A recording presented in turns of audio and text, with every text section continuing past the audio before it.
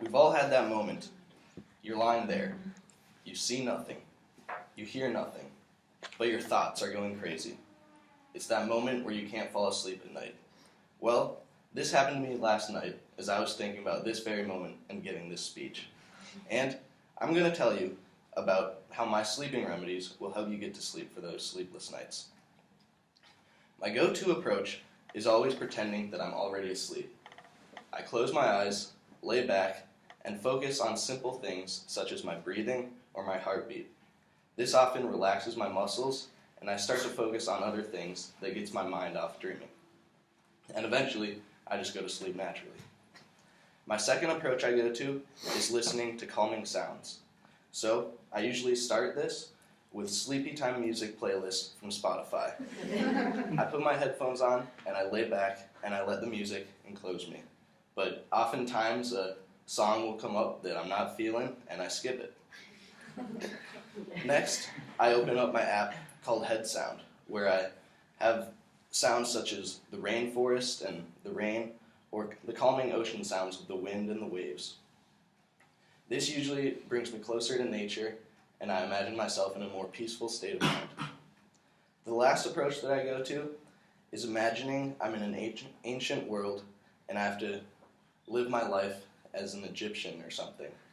This may sound strange, but it brings about those creative thoughts that you have in dreams, and you eventually just slip right into the dream. So, those are my remedies for my sleepless nights, and I hope you use them for times when you can't get to sleep.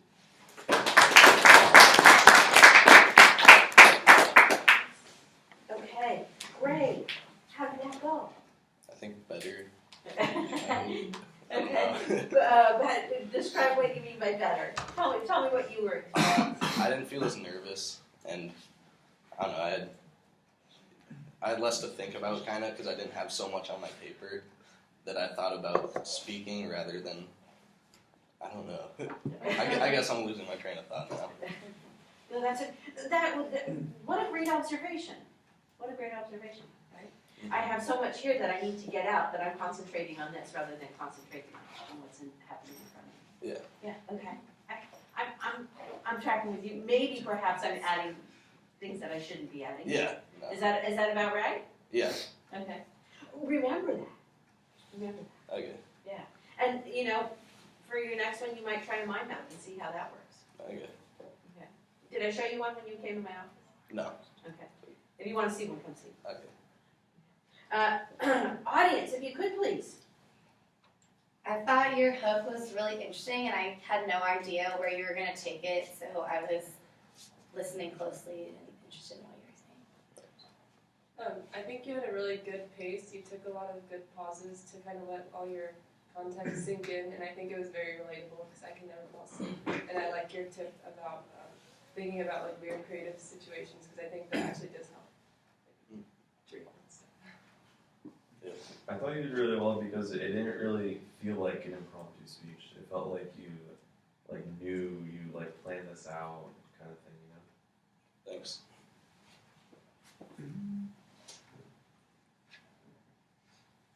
Okay, team. All right, I had delivery. I thought your pacing was good. I thought you could work on making more eye contact with the audience. You were relying pretty heavily on looking down at the script that you had or whatever you had in front of you. And then I thought the hands at times were effective, and at times they distracted a little bit. I had content. I thought you had really good content.